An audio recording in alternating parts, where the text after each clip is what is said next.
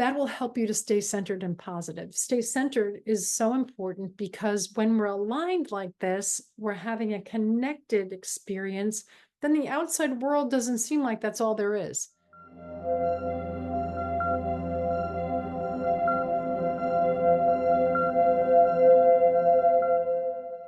How can I remain positive and stay aligned with my vision of a better life when the world seems so uncertain?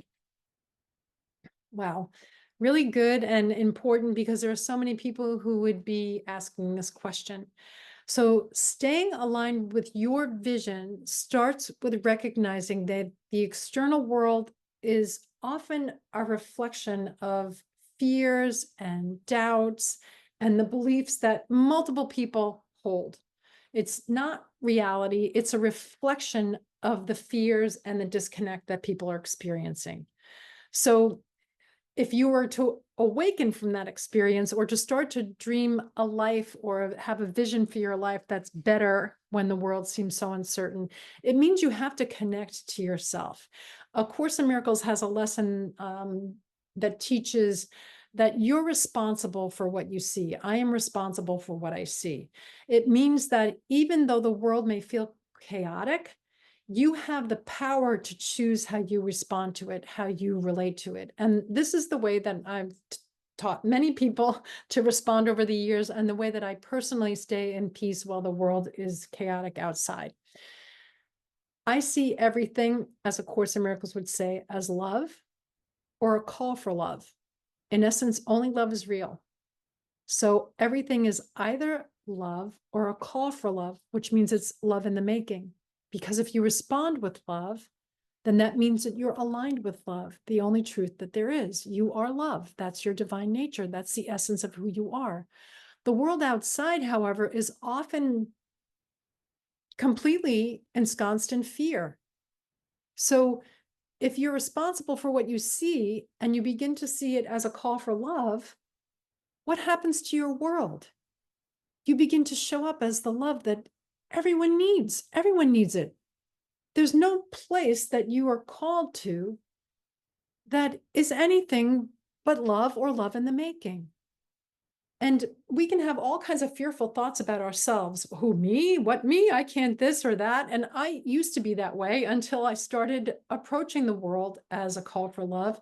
And I found myself in all kinds of places that before I would have been so fearful of, that I wouldn't have gone into and imagined that I could actually enjoy myself.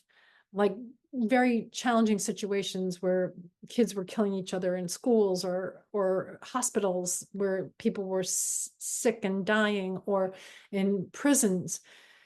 All of those things, when you walk in knowing that love not only heals, but transcends and transmutes situations because only love is real.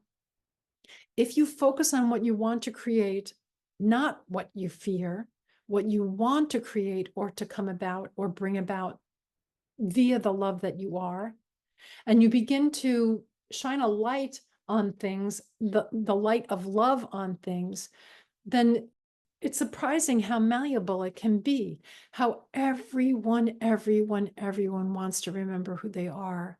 And everyone at their core is love.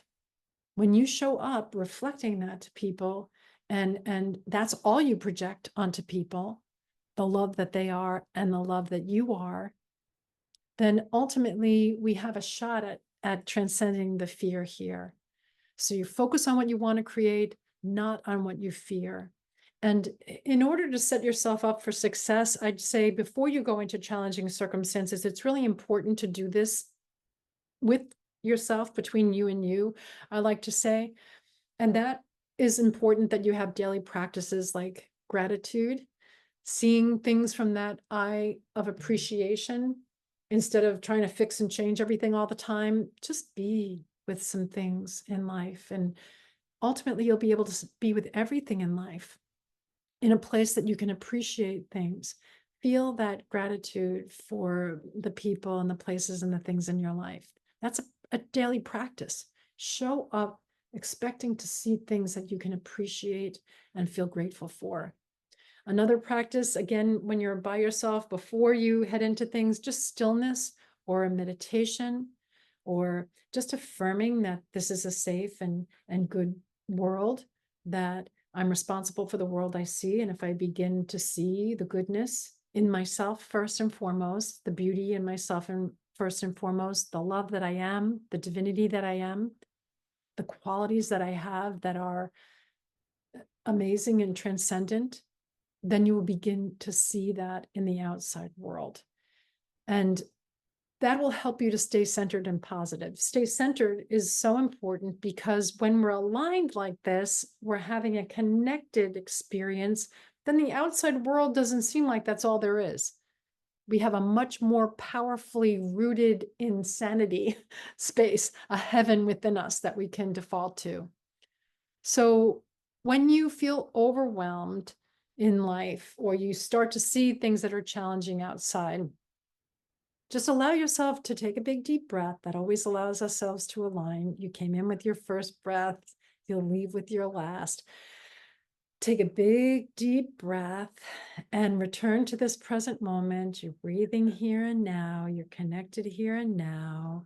You came into this life with your first breath. You leave with your last. Every time you breathe, you connect to the spirit of you, the transcendent and illumined and infinite part of you.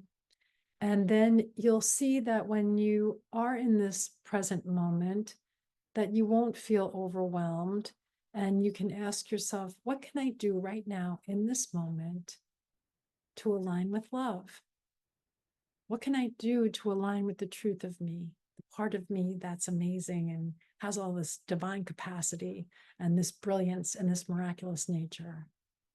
And then notice that you make small, consistent choices towards peace and love that help you to navigate this uncertainty of the world with grace and ease, and above all else, connectivity to who you truly are.